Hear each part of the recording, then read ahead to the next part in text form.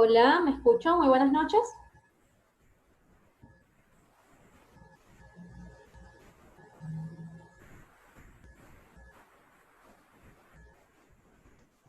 Hola, buenas noches. Perfecto. Muy buenas noches, mi nombre es Clara Rojas y en nombre de Sociem Udo Bolívar, ASEM Lee, ASEM CUE y Sugo Sexólogos, les doy la bienvenida a nuestra decimoquinta ponencia del ciclo educativo Sexo y Salud. Recuerden que para obtener la certificación deben cumplir con el 70% de las asistencias y obtener un promedio igual o mayor al 70% en las evaluaciones que se subirán a Schoology al finalizar cada una de las ponencias. Para validar su asistencia, al finalizar la videoconferencia, pasaremos un formulario de Google por medio de los grupos de WhatsApp y una vez habilitados tendrán 24 horas para llenarlo. Ahora sí, para mí es un inmenso placer presentarles al ponente de esta noche, el doctor Germán Quirós, médico especialista en sexología clínica y fundador de Sugo Sexólogos. Doctor Germán, muchas gracias por acompañarnos nuevamente y por aceptar esta invitación, por todo el apoyo que nos ha seguido dando a través de este ciclo de ponencias y a partir de este momento tiene derecho a palabra. Hola, muy buenas noches. Muchas gracias por esa presentación, por esa invitación. Agradezco nuevamente también a Clara Rojas, a Yoliane Marín, a Sociedad Mudo Bolívar, a Assembly y a Cinque por la invitación y por la iniciativa de llevar todas estas charlas educativas a la población de estudiantes de, de Latinoamérica prácticamente. Y estoy muy contento y para mí es un honor tener la oportunidad de estar acá nuevamente con ustedes y apoyarlos en todo este proceso. No siendo más, en cuanto a esa introducción, quiero comenzar a exponerles algunos puntos importantes sobre lo que es la disfunción sexual masculina, comenzar a develar todos esos secretos de los cuales en las facultades de medicina no se suele hablar mucho, eh, pero que finalmente cuando estamos hablando de una disfunción sexual, en este caso masculina, es algo que impacta mucho la calidad de vida de todos los hombres. Entonces, de todas las personas que están presentes, hombres y mujeres, eh, imaginen o reflexionen qué sería de su vida sexual en el momento en que aparezca una disfunción sexual. En este caso, su pareja hombre o ustedes mismos siendo hombres tengan algún tipo de disfunción, que no logren, por ejemplo, la erección, por ejemplo, que eyaculen de una manera muy rápida antes de lo que deseen, o que tengan muy bajo deseo sexual. Entonces, cuando estamos hablando de estos, estamos hablando de problemas sexuales mayores y que ponen en aprietos a los médicos cuando personas eh, que muy frecuentemente sucede, asisten a la consulta o personas cercanas a ustedes y les preguntan, bueno, ¿qué hago? Tengo este problema. Entonces, seguramente esta charla les va a dar unas luces muy orientadoras de ustedes cómo pueden proceder cuando se enfrenten a un problema de una disfunción sexual. Bueno, continuamos. Entonces, en cuanto a la prevalencia de las disfunciones sexuales masculinas, tenemos que hay dos reinas.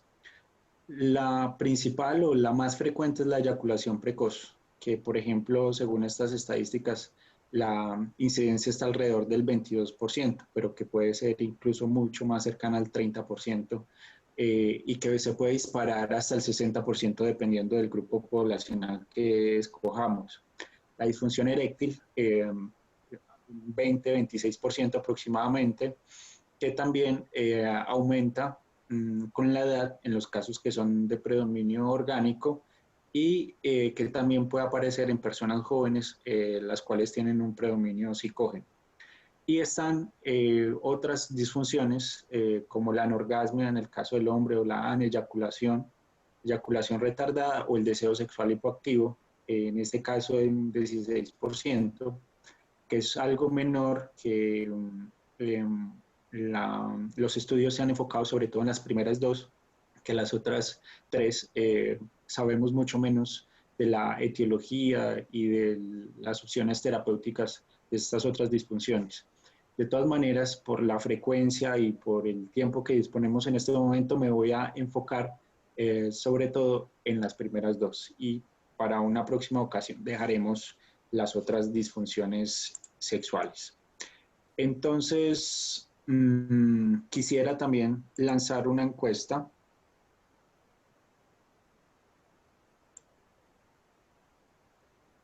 A ver, no la puedo lanzar. Bueno, se las quedo viendo también para la próxima. Entonces continuamos. Acá tenemos una imagen, en este caso es del dios Priapos, que justamente acá también sale una enfermedad urológica, una urgencia urológica, que es el priapismo. El dios Priapos es un dios romano, el cual tenía sus características fálicas notablemente aumentadas, y que es un dios de la fertilidad y de la abundancia, y que si eso lo unimos a unas charlas pasadas que hemos tenido, para otras culturas y otros momentos históricos la sexualidad no ha sido tan problema de tanto tabú, y no ha sufrido tanta represión y ha generado tanta ansiedad y culpa como la sexualidad actualmente la tenemos en este momento. La disfunción eréctil, cuando hablamos de ella, estamos hablando de una alteración heterogénea del funcionamiento sexual multifactorial con una prevalencia en hombres de todas las edades.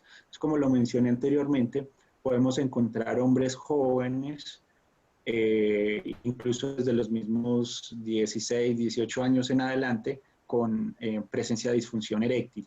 El problema es que la etiología va cambiando según la edad, como lo vemos, lo vamos a profundizar un poco más adelante, y es que en los hombres jóvenes, por debajo de los 45 años, la disfunción eréctil es de predominio psicógeno, y alrededor de los 45 años comienzan a aparecer alteraciones estructurales y funcionales, comorbilidades, uso de medicamentos, que hace que la disfunción eréctil, o la gran mayoría de la disfunción eréctil, se convierta en una disfunción eréctil de origen orgánico, y en más o menos entre esa edad también comienzan a aparecer, o a partir de esa edad comienzan a aparecer problemas mixtos, en donde el orgánico se combina con los problemas psicógenos.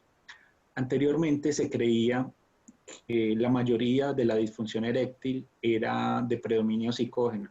Antes de los avances tecnológicos científicos, se creía, por ejemplo, hace 50 años, que la disfunción eréctil era por un bloqueo psicológico profundo, pero con el avance de los estudios se ha logrado determinar que el 80% de los casos puede tener una etiología biomédica, es decir, orgánica.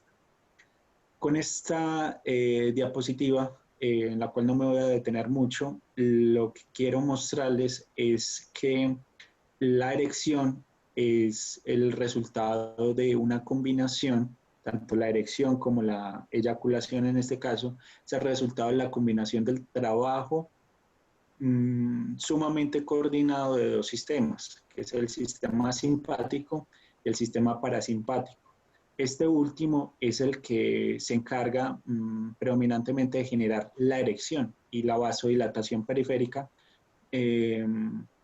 la genera de una manera suficiente para lograr una erección y mantenerla hasta la culminación del acto sexual. Y también es para caer en cuenta que el sistema nervioso autónomo todo está involucrado dentro de la actividad sexual. Entonces no únicamente los genitales, aunque pues en esta charla naturalmente nos vamos a enfocar mucho en ellos, pero realmente cuando nosotros nos introducimos en una actividad sexual, no únicamente nos metemos con genitales, sino con todo el cuerpo y todo lo que conlleva de ello en cuanto a la activación y desactivación del sistema nervioso simpático según la fase del funcionamiento sexual. Bueno, en cuanto a la fisiología de la erección, un pequeñísimo, brevísimo repaso de la anatomía. Tenemos un corte transversal del cuerpo del pene, en donde podemos observar, por ejemplo, lo que son los cuerpos cavernosos, la arteria cavernosa, las venas cavernosas profundas y una estructura muy importante que es la túnica albuginea. La túnica albuginea es una estructura que rodean los cuerpos, cada uno de los cuerpos cavernosos, que es una estructura bastante fuerte, es relativamente inflexible, que hace que cuando los cuerpos cavernosos y sus trabéculas se tornen tumescentes, por el exceso de flujo de sangre que le llegan a los cuerpos cavernosos, estos se van a tornar rígidos, porque para que ustedes entiendan más o menos lo que sucede, sucede como un efecto similar a cuando se infla una llanta de un carro, que cuando en este caso se introduce mucha aire a presión y este aire no tiene por dónde escapar, entonces la llanta se torna rígida. Algo más o menos similar es lo que ocurre en los cuerpos cavernosos del pene cuando entra demasiada sangre y cuando esa sangre no tiene por dónde fluir porque se colapsan las vénulas por la distensión natural de las trabéculas, del aumento del flujo de las arterias cavernosas, entonces comienza a generarse en el pene varias fases de tumescencia hasta terminar en la rigidez, que es una rigidez que se va a presentar naturalmente para el favorecimiento de la penetración. Entonces, en cuanto a la fisiología, o continuando con la fisiología, tenemos por ejemplo, que la irrigación está dada principalmente por la arteria pudenda interna, que en medio de la activación parasimpática, a través pues, de los segmentos, sobre todo sacros, hay liberación del óxido nítrico, que hace que el AMPC y el GMP cíclico se comiencen a producir, lo que hace que dentro de las células lisas musculares de las trabéculas del pene se capte el calcio intracelular y hace que finalmente las fibras de actina y miosina se relajen de tal manera que ocurre esa vasodilatación y ese aumento de flujo que comienza pues con las fases de tumescencia y erección. Entonces, cuando aumenta el flujo arterial, al mismo tiempo se comprimen el sistema nervioso, el sistema venoso, perdón, que hace que entre mucha sangre y que salga relativamente poca sangre del pene, generándose la erección y la tumescencia. Entonces, este gráfico es un gráfico, yo diría que clásico, en el cual nos muestra los principales componentes que están en juego durante el proceso de la erección. Entonces, por ejemplo, tenemos tres terminales nerviosas, una que es adrenérgica, que esta es, digamos que, su efecto es todo lo contrario, es un efecto vasoconstrictor a través pues, de los neurotransmisores adrenérgicos y noradrenérgicos. Está el segundo terminal, que es un terminal colinérgico, que produce pues, acetilcolina, y el tercero, que es una terminal no adrenérgica, no colinérgica, esta que produce específicamente óxido nítrico, que activa la guanilato ciclasa, que hace que el GTP se convierta en GMP cíclico, y el GMP cíclico va a ir acá a esta proteína quinasa que va a hacer que el calcio finalmente se capte dentro del retículo endoplásmico, haciendo pues que la fibra muscular lisa con ese déficit de calcio se relaje y comience la vasodilatación. Entonces, en este proceso también tenemos que estar atentos a lo siguiente, y es que también dentro de este proceso es muy importante lo que es la célula endotelial. Y esto nos sirve para nosotros tener claro que las alteraciones de lo que es el músculo liso, de la vasculatura o las células endoteliales terminan generando alteraciones en la vasodilatación que hace que finalmente se pierda la capacidad de la erección. Por acá tenemos otras sustancias importantes como la L-arginina, ¿sí? La prostaglandina E1, que un poco más adelante vamos a mirar cuál es su efecto, y que finalmente acá los medicamentos que se conocen popularmente como los potenciadores sexuales, que son los inhibidores de la fosfodiesterasa, son los que impiden que el GMP cíclico se degrade a GMP de tal manera que hace que la proteína quinasa continúe su efecto de manera mucho más indefinida y continúe y persista ese efecto vasodilatador. Y esto pues también nos sirve para entender por qué cuando utilizamos medicamentos como el sildenafil, el vardenafil o el tadalafilo, es necesario que haya un estímulo central, una excitación que haga que se produzca óxido nítrico por este lado y por el lado de arriba que no se produzcan las sustancias adrenérgicas para que no hayan estados de vasoconstricción. Entonces, esta diapositiva es muy importante que nos ayuda a entender todo lo anterior.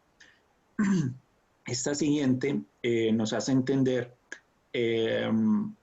esta imagen de la izquierda, que es un estado flácido, pero cuando aumenta el flujo y comienza la dilatación periférica, lo que son las trabéculas y los espacios lacunares se dilatan, que hace que se comprimen las vénulas, el drenaje venoso disminuye y hace pues que se comience la erección y se mantenga.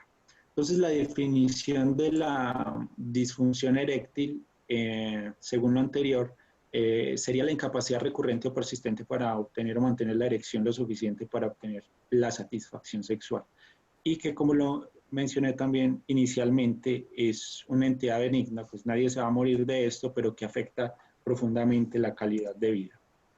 Según este estudio, que es el Massachusetts Male Aging Study, es uno de los estudios pues, que a nivel epidemiológico ha tenido más fuerza desde el punto de vista de la disfunción eréctil y ha determinado que hay una prevalencia general de hombres entre los 40 y los 70 años de un 52% y que está estratificado de la manera siguiente: leve 17%, moderado 25.2% y severo 9.6%.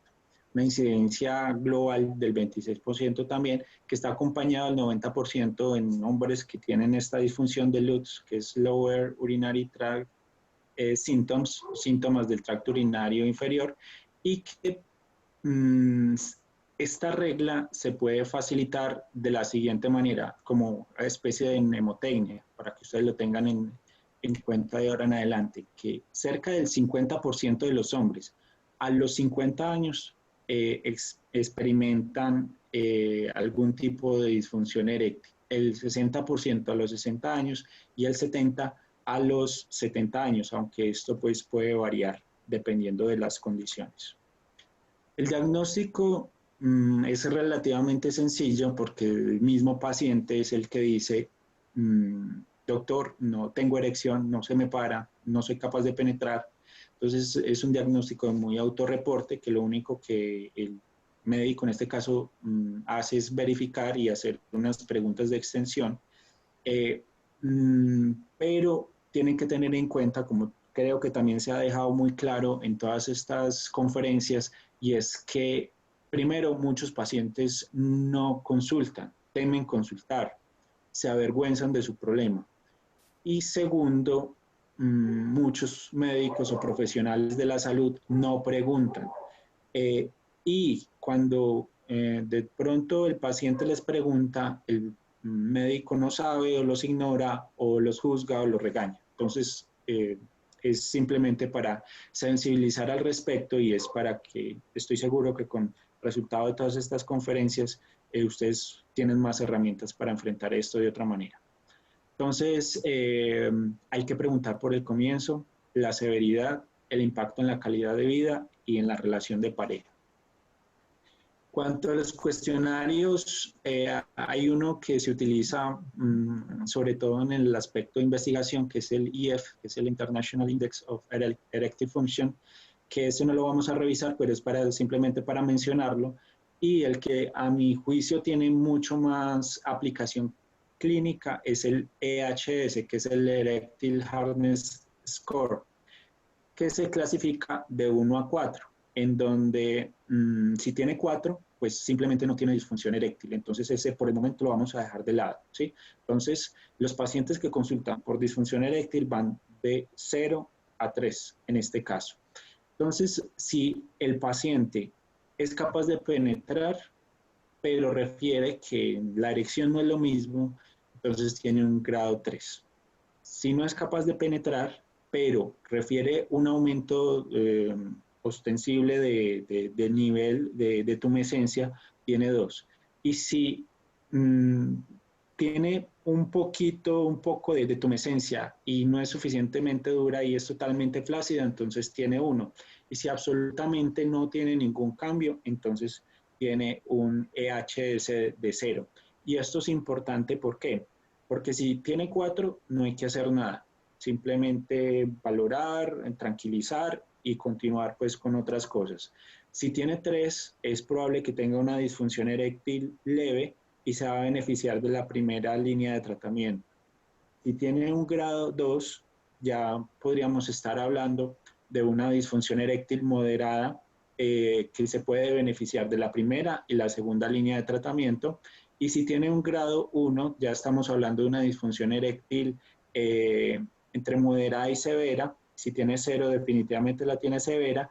Y esos van a ser los casos más difíciles de tratar, que seguramente no va a bastar con la primera línea de tratamiento, escasamente con la segunda, y estaremos pensando en la tercera línea de tratamiento, que la vamos a ver más adelante. Este es un cuadro de un pintor colombiano, un pintor que es conocido por sus personajes gordos, son los gordos de Botero, así se llaman, y que esta pintura me sirve para que ustedes visualicen los factores de riesgo para una disfunción eréctil de origen orgánico, que es la obesidad, el sedentarismo, el tabaquismo, el alcoholismo, la diabetes, en general el síndrome metabólico, incluyendo la dislipidemia, que acá los tengo expuestos de otra manera. Entonces, comparte los mismos factores de riesgo cardiovascular, ¿sí? Con los factores de riesgo para, por ejemplo, infarto, ictus, etcétera. Se dice que hombres que se ejercitan disminuyen hasta el 70% del riesgo. Entonces, eso es una motivación más para nunca abandonar el ejercicio, y si no se ha tomado, pues es una claramente invitación directa a que lo hagan y que controlen al mismo tiempo el índice de masa corporal. Se dice que el envejecimiento es otro factor de riesgo, y muchas personas cuando consultan por esto, o incluso nosotros los hombres en algún momento, y los que sufren y los que van a sufrir, se han preguntado, eh, ¿será que esto está asociado a la edad? ¿Será que inevitablemente a todos los hombres le va a dar disfunción eréctil? Y parece que no. Algunos estudios han reportado estadísticas y han concluido que un tercio de los pacientes mayores de 70 años no reportan ninguna disfunción eréctil y que pueden tener su vida sexual completamente normal. Y que 2/3 sí, que es una proporción grande, pero que esto depende de muchos factores, como por ejemplo, la muerte de la pareja, que hace que entre en un estado de desacondicionamiento, el bajo deseo, aparición de comorbilidades, uso de medicamentos, cirugías. Entonces, yo diría que el hecho de que se pueda conservar la erección hasta la vejez es un criterio de envejecimiento satisfactorio, y que finalmente con los estilos de vida y todo lo que estamos revisando acá, nos hace entender de que tenemos que tener muy buenos hábitos como prevención para envejecer bien y tener una buena salud, no solamente general, sino en este caso también sexual. Los factores de riesgo como enfermedades endocrinológicas, no únicamente la diabetes, sino también, por ejemplo, el hipotiroidismo, el hipertiroidismo, las alteraciones de la producción de hormonas suprarrenales también, sea por exceso o por déficit. El síndrome metabólico, que finalmente estamos hablando de un daño endotelial, ustedes ya saben por qué, y que eso se ve expresado, por ejemplo, en la diabetes mellitus, que se reporta que el 20% de los hombres con diabetes mellitus tienen disfunción eréctil y es una disfunción difícil de tratar. 40% de hombres que tienen hipertensión arterial, 40% que tienen dislipidemia y obesidad, otro tanto. También la depresión, es decir, la parte central, hay que estar muy atentos. Acuérdense que la depresión no únicamente se manifiesta con estado de ánimo triste, sino que tiene otras sintomatologías, entonces hay que estar muy atento a eso. Y los síntomas del tracto urinario inferior también son muy frecuentes que aparezcan junto con la disfunción eréctil. Cáncer prostático, lo menciono es porque no directamente el cáncer, sino el tratamiento del cáncer prostático es una de las principales causas de disfunción eréctil, claramente, sobre todo por la prostatectomía radical o la radioterapia o la braquiterapia. Toda esa intervención sobre el área perivesical y periprostática que hace que las bandeletas nerviosas se dañen, dañando finalmente los nervios cavernosos, que se genera una disfunción eréctil bastante severa, que hace que se pierda finalmente las células musculares lisas, que hace que el pene pues tenga esta erección. En cuanto al diagnóstico, también hay que valorar otra serie de factores, como ustedes también lo han venido mirando.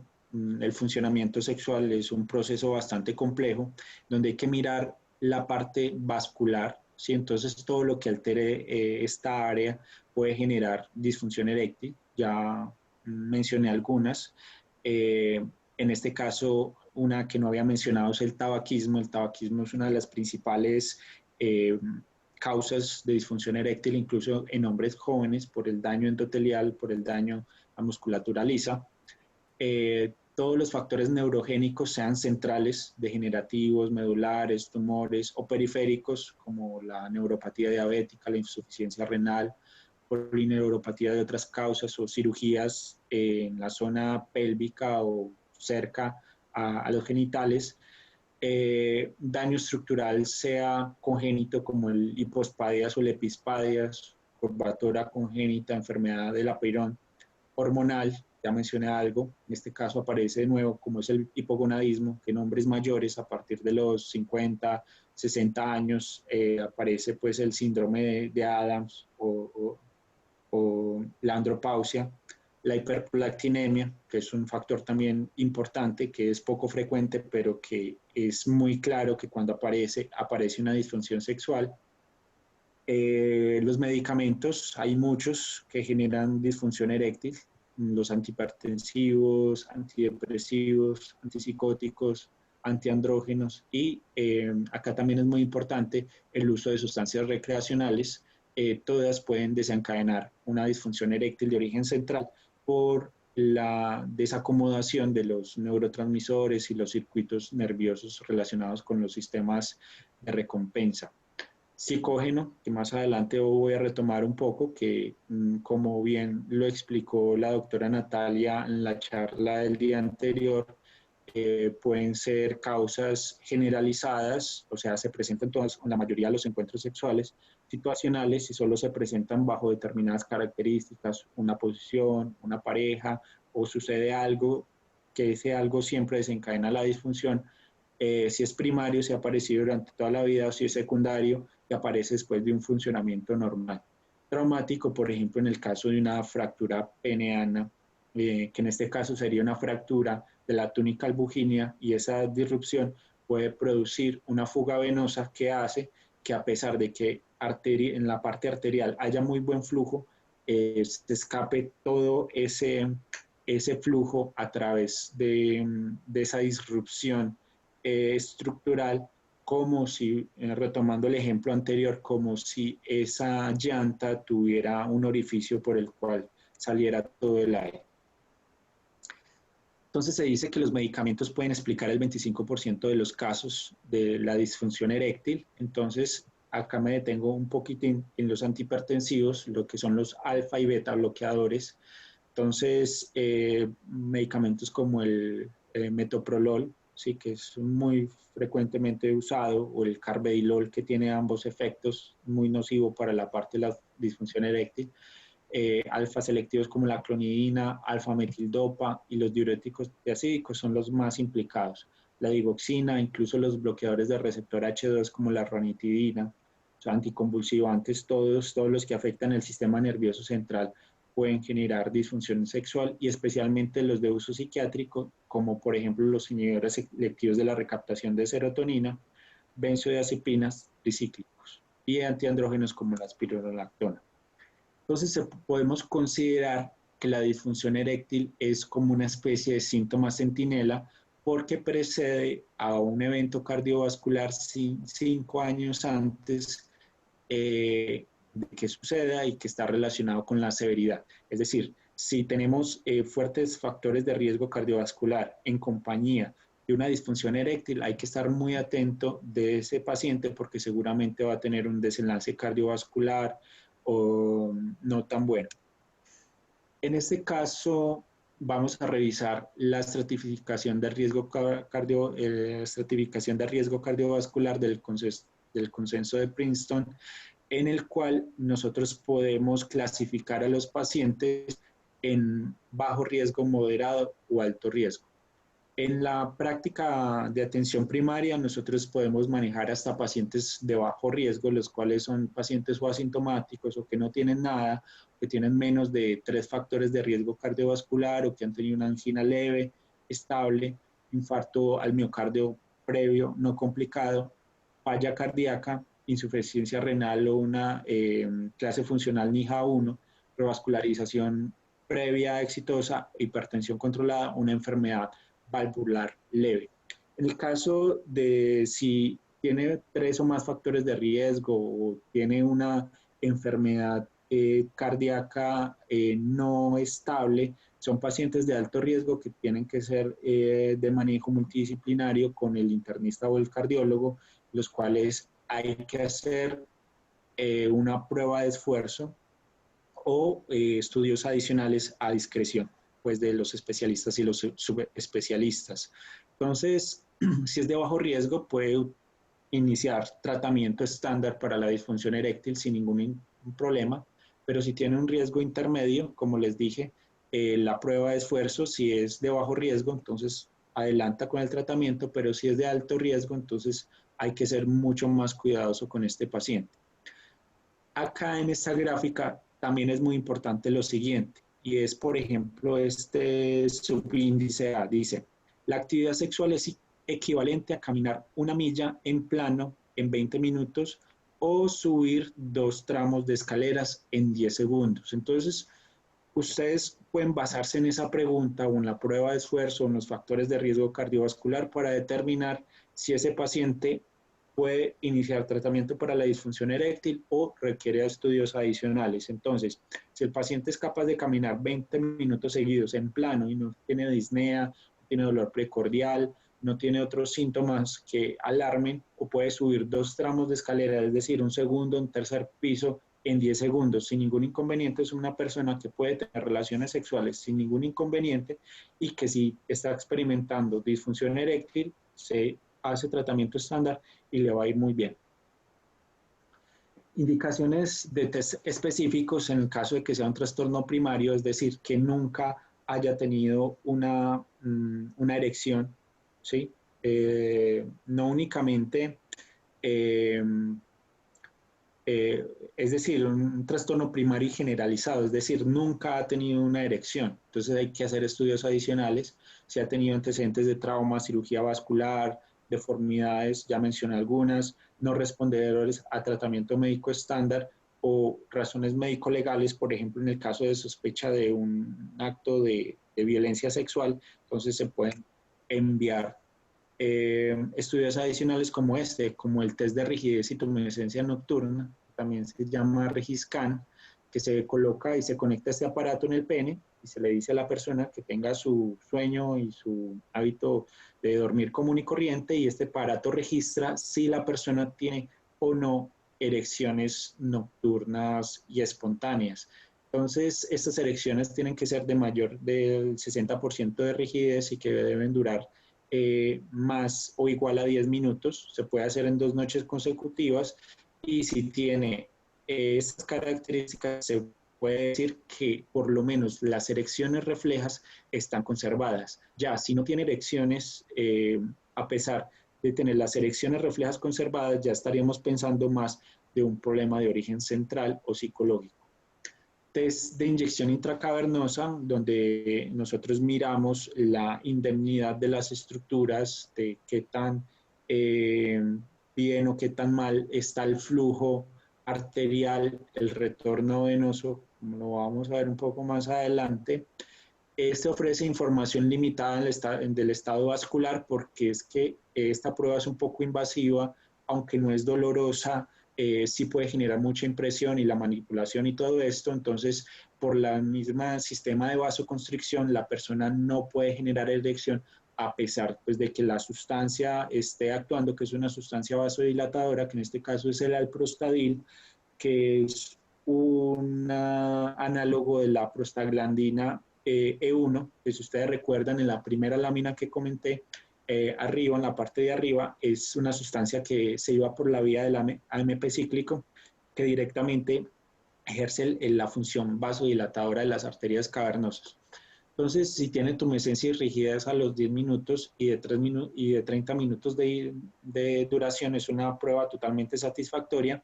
Puede haber insuficiencia arterial, es decir, con esta prueba se puede determinar con un ecógrafo de Doppler que también están esas arterias cavernosas, y si hoy hay o no disfunción veno-oclusiva, como lo vemos en esta siguiente diapositiva.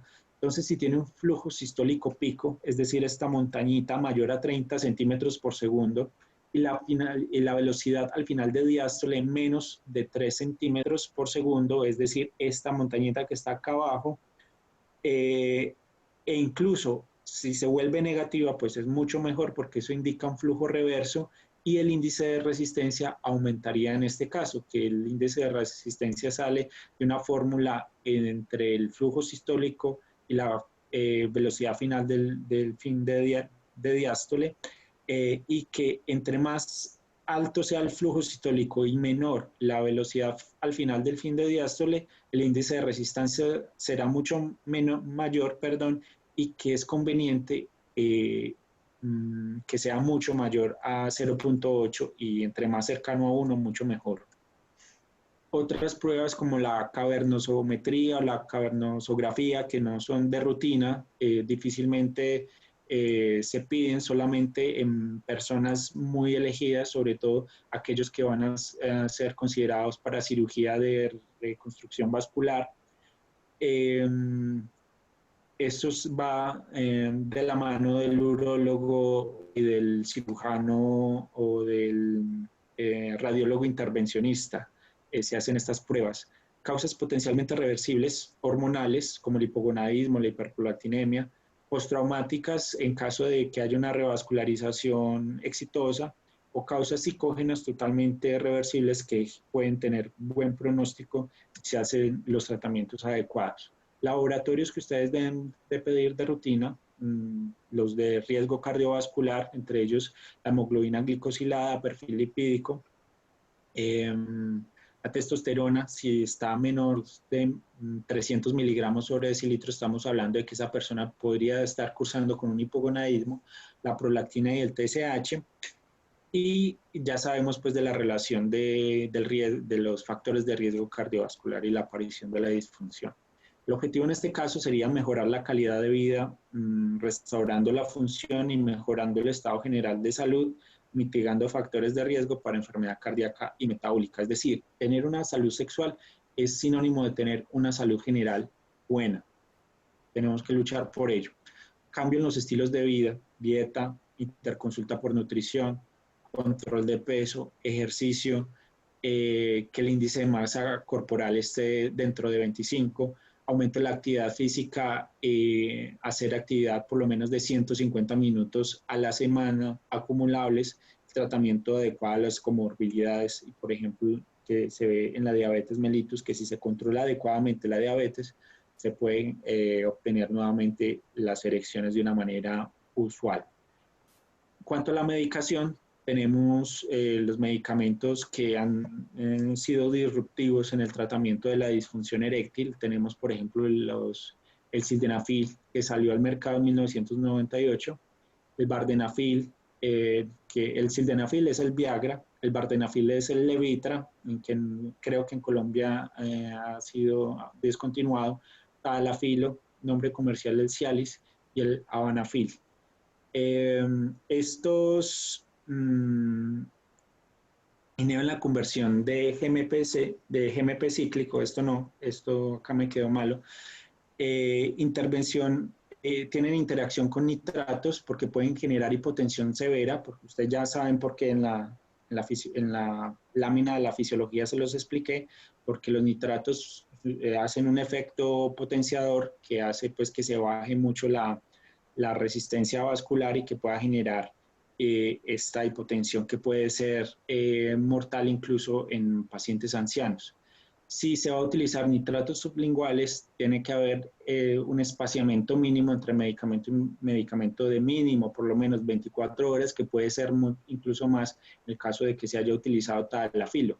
Y esto es importante tenerlo en cuenta, por ejemplo, cuando asistan hombres a urgencias con dolor precordial, con sospecha de infarto, siempre hay que preguntarles si ha tomado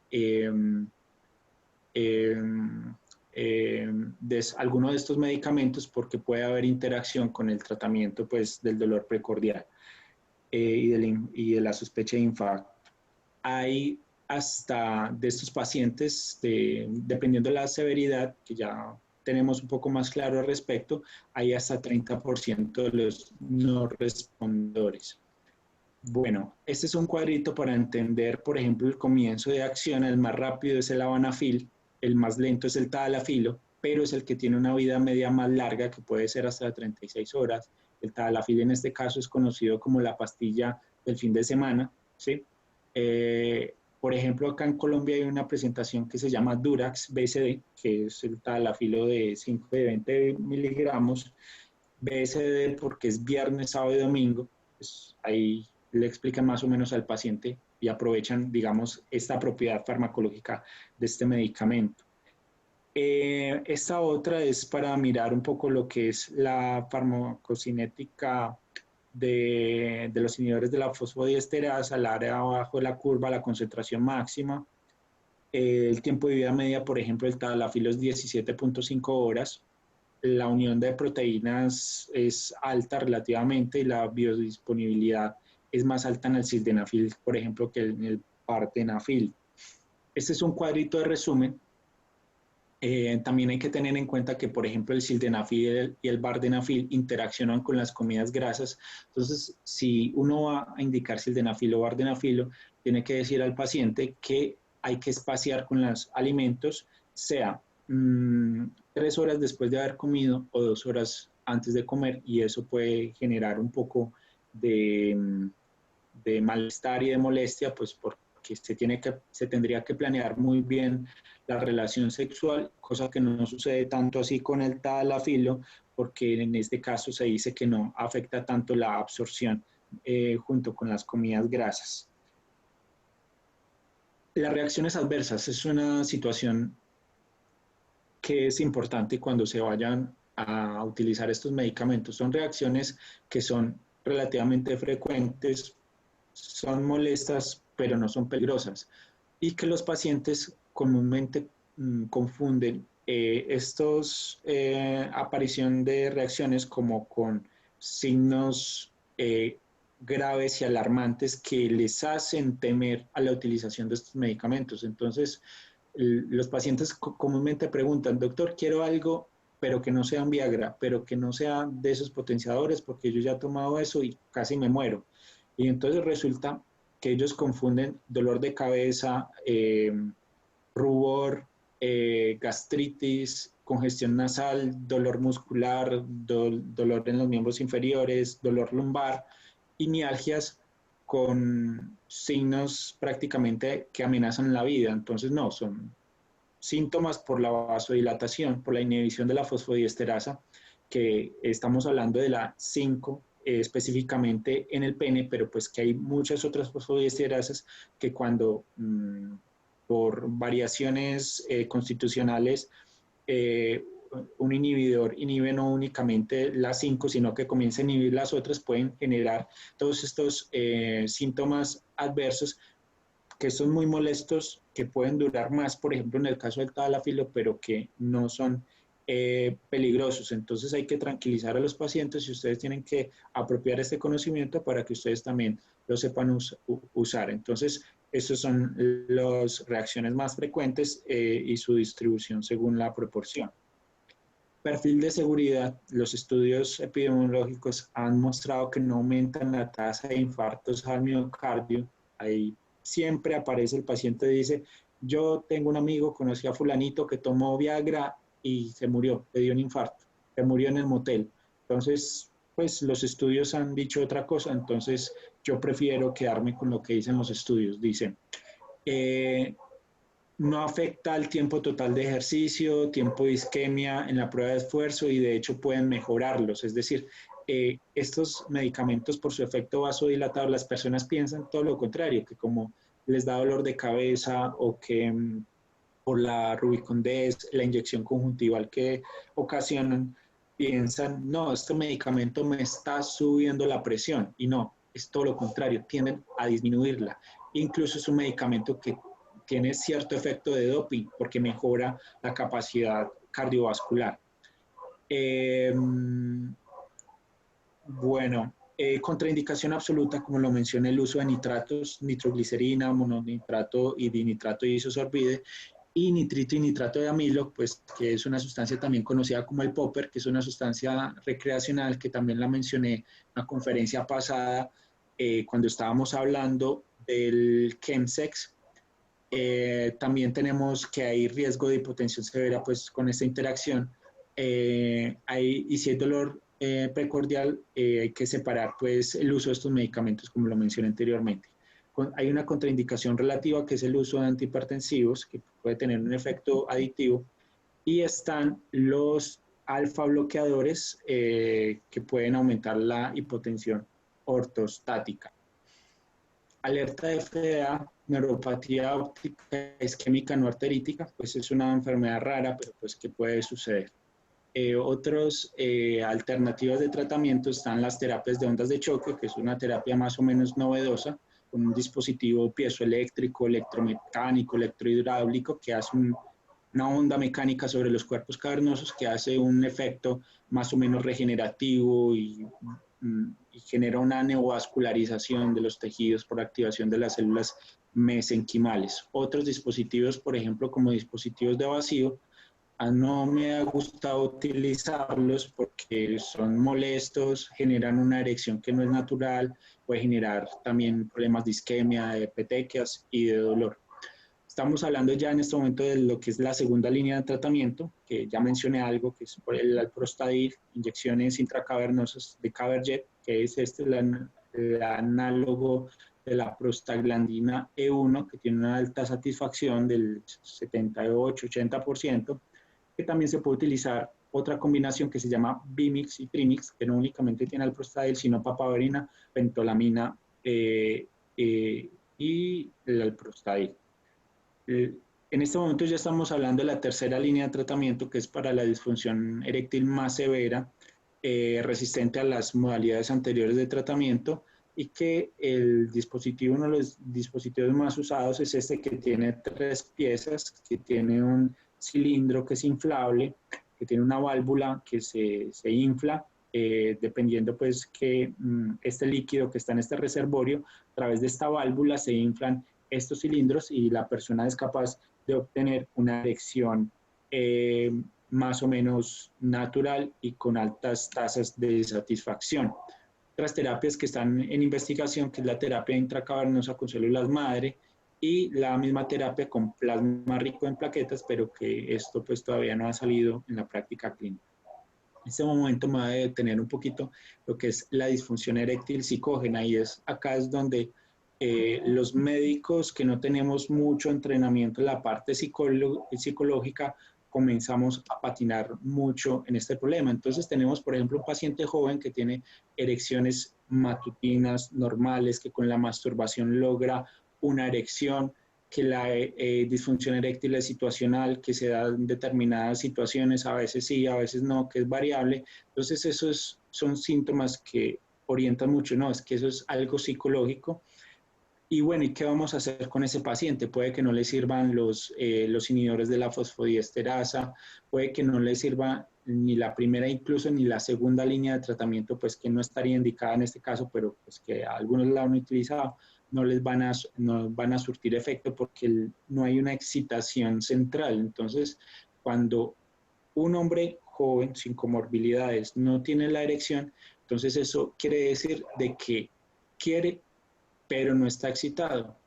Y eso se debe generalmente porque hay un bloqueo de su función sexual por los altos niveles de ansiedad o por una distracción cognitiva o por falta de experiencia, como sucede en los hombres jóvenes.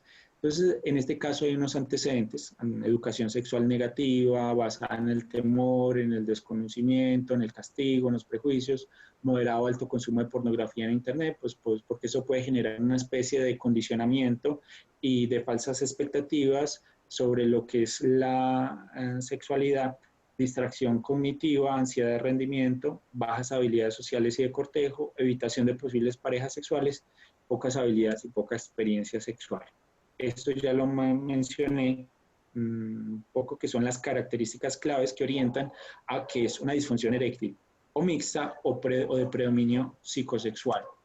Antecedentes que hay predisponentes, mantenedores y desencadenantes. En cuanto a los predisponentes, entonces tenemos experiencias negativas o alexitimia, que la persona no es capaz de sentir y percibir sus propias sensaciones, sean las molestas o sean las placenteras y agradables, o patrones de apego y de crianzas disfuncionales que también están relacionados. La ansiedad de rendimiento sale por todos lados, temor al fracaso, agotamiento natural, una persona que esté cansada física o psicológicamente, pues no va a rendir lo mismo.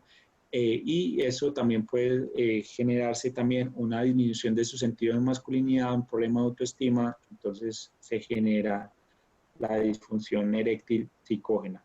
Mantenedores, eso puede generar conflictos de pareja, puede generar estrés, se distrae aún más, puede generar incluso más consumo de pornografía y refugio y canalización exclusivo de su deseo sexual a través de la pornografía, porque es la única medio donde se va a sentir seguro. Evitación de encuentros sexuales, y esto es muy importante porque esto puede generar un círculo vicioso de que como no sirvo, entonces evito, y como evito, pues únicamente lo logro en la masturbación, y entonces si estoy bien en la masturbación no evito tener encuentros sexuales para evitar pasar el ridículo y todo esto.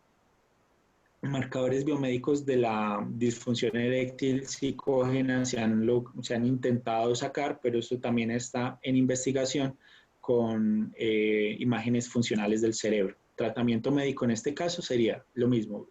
Inhibidores de la fosfodiesterasa 5 se pueden considerar inhibidores selectivos de la recaptación de serotonina, sobre todo para el control de la ansiedad, otros ansiolíticos.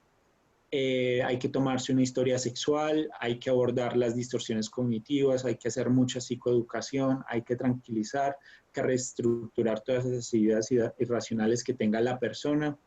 Se pueden hacer ejercicios conductuales como la focalización sensorial, la desensibilización sistemática, entrenamiento de habilidades y comunicativas, terapia de pareja. Esto ya sería un poco más de la tarea del sexólogo o del médico en conjunto, trabajando pues con un psicólogo con cierto entrenamiento en sexualidad. Y vemos que, por ejemplo, el tratamiento psicológico con sildenafil es mucho más efectivo que el sildenafil solo, o incluso la terapia psicológica por sí sola.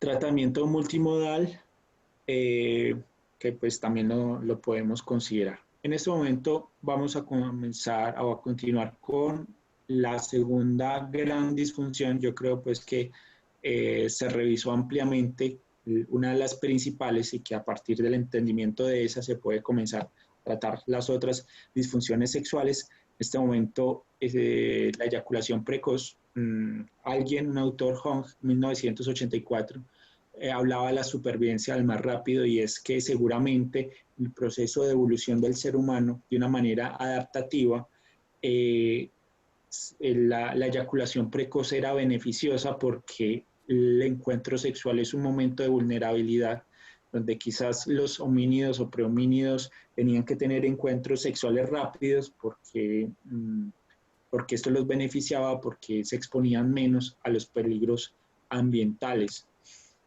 Cuanto a la fisiología de la eyaculación, me puedo remitir nuevamente al sistema simpático, al sistema parasimpático. El simpático está encargado de la emisión, es decir, de la contracción de las vesículas seminales, de la contracción de los conductos deferentes del epidídimo, que tiene algún más o menos control voluntario, y ya finalmente de la fase de la expulsión, que es los movimientos rítmicos, involuntarios, que no se tienen control sobre ellos, que dependen del parasimpático y que hacen parte de la inervación motora del sistema parasimpático. Y que estos niveles, a través de los tractos espinotalámicos, que están ampliamente, están en juego junto con pues, un neurotransmisor que actúa a todos los niveles, desde el central hasta el medular, hasta el periférico, que es la serotonina. Por eso se utilizan los inhibidores selectivos de la recaptación para el tratamiento de la eyaculación precoz. Esta sería más o menos como una continuación de la diapositiva anterior, creo que no quiero profundizar más ahí. Acá vemos unos neurotransmisores que son los más importantes. Acá vemos, por ejemplo, a nivel central del cerebro, la dopamina como positivo, o sea, que aceleran la eyaculación, y los negativos, por ejemplo, los mu, que son los opioides, y también los serotoninérgicos 5-HT1A, B y 2C, que serían los que retrasan la eyaculación. A nivel medular aparecen nuevamente los serotoninérgicos, y a nivel del periférico del tracto genital, a nivel de la emisión, o sea, de la expulsión, aparecen nuevamente los serotoninérgicos, y pues que es un blanco terapéutico bastante importante. Entonces, en ese sentido, se dice que la etiología de la eyaculación precoz puede ser asociado a algo congénito, sobre todo en las eyaculaciones precoces primarias, es decir, que comenzaron desde el principio de las relaciones sexuales, que hay algo de hiposensibilidad constitucional de los receptores 5-HT2C e hipersensibilidad de los receptores 5-HT1A, y que desde el punto de vista psicosexual puede estar mediado ampliamente por la ansiedad, o ese umbral orgásmico baja demasiado por la ansiedad o por los malos aprendizajes, y que en algunas personas han sido llevadas por prácticas masturbatorias bastante rápidas. Cuanto a la definición, digamos que el consenso son varias cosas. Uno es que la persona eyacule antes de lo que la persona quiere, o la poca sensación de control sobre la eyaculación, que esto ocasiona malestar clínicamente significativo. Eso es más o menos como el común denominador de las definiciones de la eyaculación precoz, que también puede ser primaria, adquirida o secundaria, situacional en determinados momentos, o generalizada, que siempre sucede, incluyendo con la masturbación, y que eso más o menos orienta hacia la posible etiología, que a su vez orienta hacia el posible tratamiento. Especificadores tenemos si es severo, menos de 15 segundos, moderado 15 a 30, y leve de 30 a 1 minuto, aunque cualquier persona que eyacularía por menos de 1 minuto estaría bastante preocupado. Y pues esta clasificación es más o menos no tanto clínica, sino también para investigaciones. Entonces, hay problemas en la definición. La eyaculación precoz es una disfunción muy controversial dentro de la sexología. Los estudios no son uniformes, hay distintos tipos de escalas utilizadas. se dice que menos de un minuto la prevalencia está entre el 1 y el 3% de la población general, pero dentro de los otros criterios y dependiendo de la edad, hasta incluso la prevalencia puede ir hasta los 55 años en hombres de 50 a 59 años.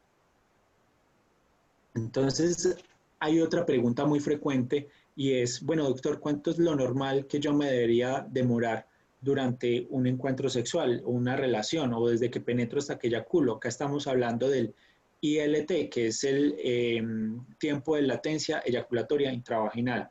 Entonces, no hay una respuesta, o sea, todas las relaciones sexuales son distintas, en momentos distintos, con parejas distintas. Eh, entonces, no hay una respuesta única y uniforme. Es que tienes que demorarte 8 minutos y si te demoras más, te estás siendo retardado, si te demoras menos, estás siendo precoz. No.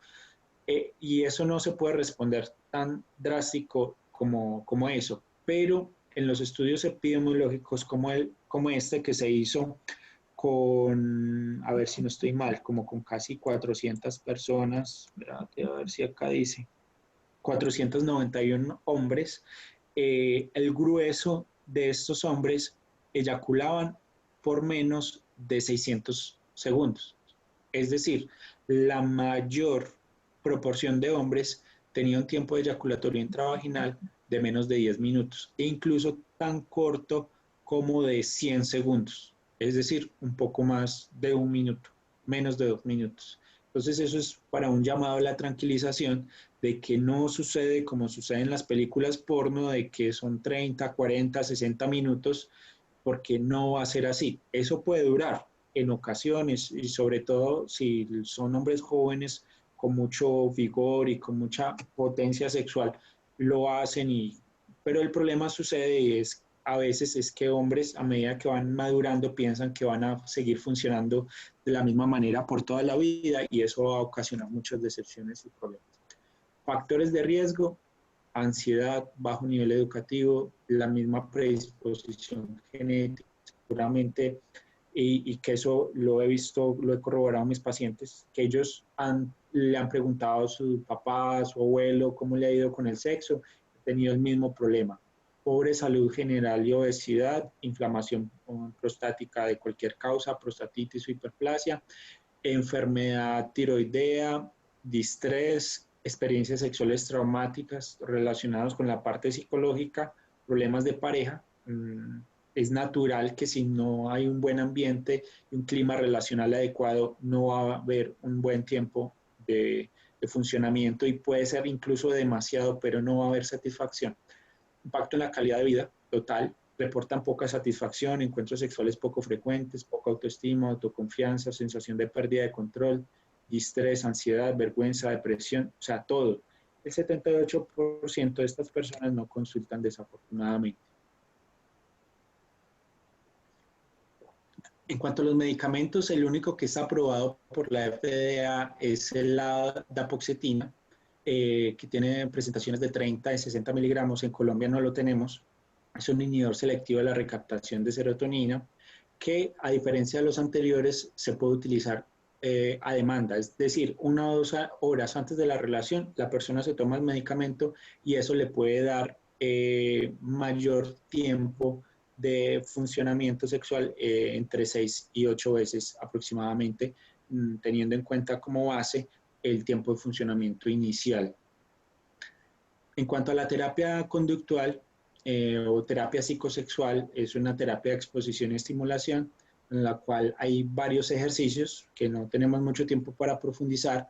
Entre ellos es ejercicios de respiración, de relajación muscular, de exposición mediante la imaginación, luego exposición paulatina in vivo, ejercicios de Kegel, ejercicios de stop y start, es decir, de parada y arranque que se hacen con la masturbación, ejercicios de focalización sensorial que no únicamente sirven para este, sino para otras disfunciones sexuales y otros ejercicios con la masturbación. Los que no tenemos dapoxetina, podemos utilizar de manera off-label otros inhibidores de la recaptación de serotonina. Tienen un mecanismo de acción similar, pero pueden ser sea tomados antes de la relación, como el uso a demanda, o también de uso crónico para tomar dosis diaria del medicamento. Entonces, el mecanismo de acción: aumento de la serotonina de la hendidura sináptica. El inicio terapéutico es desde los pocos días, pero incluso puede tomar 4 a 6 semanas. Entonces, a veces los pacientes son ansiosos, que quieren obtener resultados rápidos y no lo van a tener. A ver qué me cuento. Efecto terapéutico, por ejemplo, acá lo tenemos de mayor a menor. El más efectivo en este caso sería la paroxetina, que puede aumentar entre 12 y 9 veces el tiempo de latencia eyaculatoria. Luego le sigue la sertralina, clomipramina, que en Colombia ya no se está consiguiendo fácilmente. Luego le sigue la fluoxetina y el escitalopram, que puede aumentar el tiempo de latencia de 1.8 veces o más. Ahí están a las dosis recomendadas que se utilizan para estos problemas. Reacciones adversas, las naturales de los inhibidores selectivos, que puede mejorar, puede tener una mejoría si se sostiene el medicamento en 2 o 3 semanas, y que hay que tener muy presente que en menores de 18 años puede desencadenar intentos suicidas. Otros están la fatiga, mareo, la somnolencia, las náuseas o el mismo vómito, la serostomía por el efecto colinérgico, y puede aparecer otras disfunciones sexuales, porque ustedes conocen que estos medicamentos están relacionados con una disminución de la libido, dificultad para llegar al orgasmo, incluso aneyaculación en los hombres. Otro medicamento es el anestésico tópico, por ejemplo la lidocaína, la prilocaína crema al 5%, que puede aumentar el tiempo de latencia intravaginal casi 7 veces, 20 minutos antes del encuentro sexual. La persona se lo aplica en el glande, lo deja ahí ese tiempo, unos 5 minutos, se lo retira, se lo lava. Si quiere ir un poco más a la fija, para evitar, digamos, el contacto con la pareja, se puede utilizar el condón. Y como reacción adversa puede generar una disfunción eréctil si se pierde demasiado la sensibilidad. Bueno, hasta acá llegaron las disfunciones sexuales masculinas más frecuentes, con los principales puntos. Yo pienso que, bueno, les quedo debiendo para la próxima lo que es el deseo sexual hipoactivo en el varón, que es un tema también muy grande, muy interesante, pero que si se han revisado estos dos principales causas de disfunción sexual masculina y ustedes apropian estos conocimientos, pues, los van a aplicar muy bien en la práctica, y ustedes van a entrar muy seguros cuando se enfrenten a un problema de este tipo. Muchas gracias por su atención, muchas gracias por estar presente hasta este momento.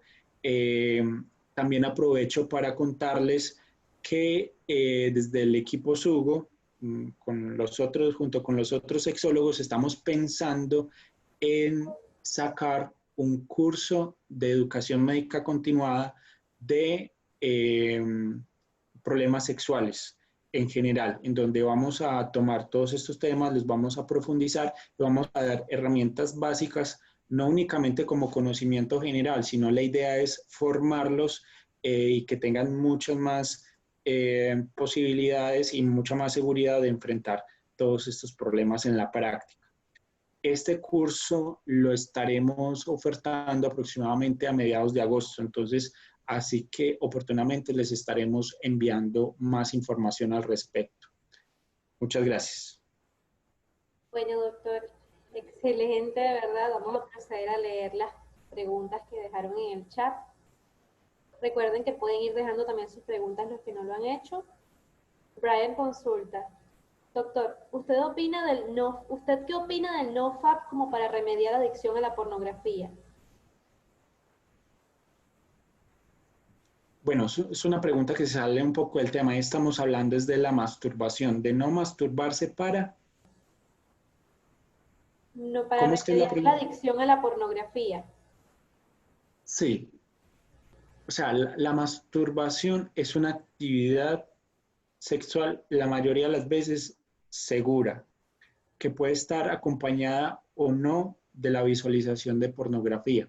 Lo que pasa es que cuando las personas están utilizando la pornografía de una manera impulsiva, compulsiva o adictiva, eso es un problema, digamos, un poco más complejo, que no está relacionado única y exclusivamente con la práctica de la masturbación, sino que hay que investigar otras causas un poco más oscuras, más complejas, desde el punto de vista de la ansiedad, de la depresión, de otras conductas de riesgo, de conductas eh, impulsivas o compulsivas. Entonces, no únicamente absteniéndose se va a superar un problema de pérdida del control sobre la utilización de la pornografía. Puede ser parte del tratamiento, pero no es ni siquiera el más importante. De hecho, la idea es tratar de que esa persona tenga una actividad sexual lo más parecida o lo más cercana posible a lo que sería a la actividad sexual de una persona completamente o sin ese problema. Entonces, no lo veo tanto así por ese lado. Cecilia Carvajal lo felicita por su ponencia y pregunta, ¿cómo se actuaría en caso de una fractura de pene? Bueno, eso es un caso que hay que tratar junto con el urólogo. Eso generalmente son casos quirúrgicos. Inicialmente las medidas para paliar el dolor, que son los analgésicos, analgésicos intravenosos, aplicación de hielo y posteriormente interconsulta con urología, tal vez más adelante la realización de una test de la realización de un test mmm, de Doppler con estimulación con alprostadil para mirar el flujo y si hay problemas de fuga venosa y si es del caso ya intervención quirúrgica o intervención por, como lo mencioné, radioterapia intervencionista, terapia radiología intervencionista, perdón, con la realización de la carnosografía y estas otras cosas. Ok. Mario Alejandro Ortega consulta, que lleva 1 año y medio con su novia y durante las relaciones ha perdido deseo algunas veces, incluso ha perdido la erección. ¿Qué podría hacer ante eso? Bueno, supongo que estamos hablando de una persona joven, si no tiene antecedentes de enfermedades orgánicas, no usa ningún medicamento, seguramente estamos hablando de una disfunción eréctil de causa psicológica, que en este caso un sinónimo de este problema son fallos de la respuesta genital o fallos eréctiles, que no tanto así es como una disfunción eréctil como tal, porque la disfunción eréctil es ya de causa más generalizada, que hay un problema de fondo, que es que la persona a pesar de que quiere que psicológicamente esté muy bien, no lo va a lograr. En este caso es más de fallos eréctiles, una disfunción de origen psicológica. Entonces, en este caso se puede utilizar algunos medicamentos, como lo mencioné en la charla, inhibidores de la fosfodiesterasa de uso a demanda, se puede ayudar de algunos antidepresivos, pero con su efecto ansiolítico y terapia sexual.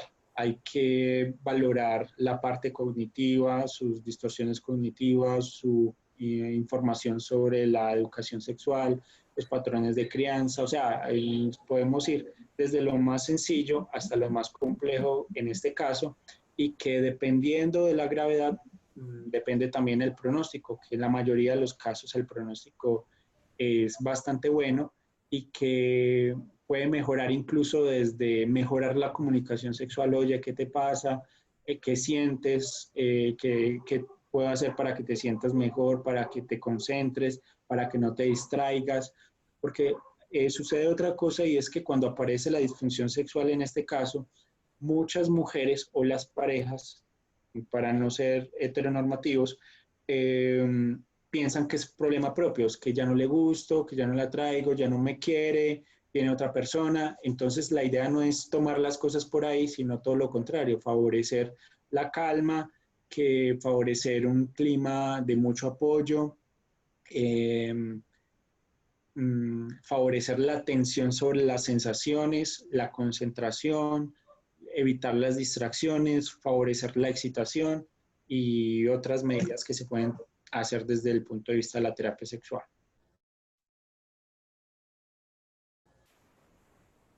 Brian pregunta si el método edging es bueno para tener mejor control de la eyaculación precoz.